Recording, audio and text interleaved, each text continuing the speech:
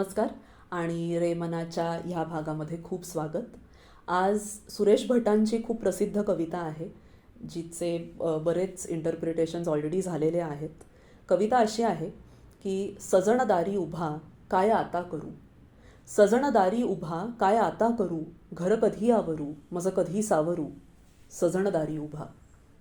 आता naturally literal अर्थ जर पाहिला तर प्रियकर समोरून चालत आलाय, पण मी ह्या अवतारात आहे, माझं काहीच आवरलेलं नाही आहे, मी कशी त्याला अशा अवतारात कशी भेटू, हा खूपच लिटरल अर्थ झाला.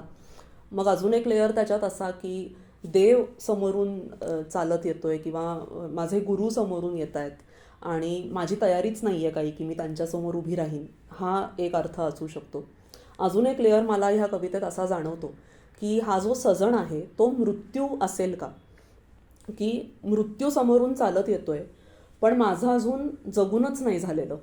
मला जे काही ह्या मटेरियलिस्टिक ज्या गोष्टी अचीव करायच्या होत्या त्या झालेल्याच नाही आहेत अचीव करून. गाडी घ्यायची होती, घर घ्यायचं होतं, काही रिलेशनशिप्स रिझॉल्व्ह करायचे होते, काही अनफिनिश्ड बिझनेस होता, तो काहीच अजून रिझॉल्व्ह नाही झालेला. मग ती जी जगण्याची माझी आसोशी आहे ती अजून संपलेलीच नाही आहे. माझी जी बकेट लिस्ट आहे ती मी त्याच्यातल्या 6 गोष्टी केल्यात पण अजून 4 भरल्यात, तर ती बकेट लिस्ट पण माझी संपत नाही आहे.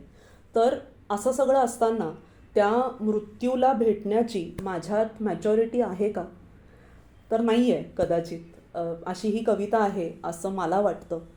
तुम्हाला काय वाटतं ह्या कवितेबद्दल? अगेन अनेक इंटरप्रिटेशन्स पॉसिबल आहेत. ती कविता अख्खी वाचा नक्की ह्या निमित्तानं, आणि काय वाटतं ह्या कवितेबद्दल हे आम्हाला नक्की कळवा, ऐकायला आवडेलच.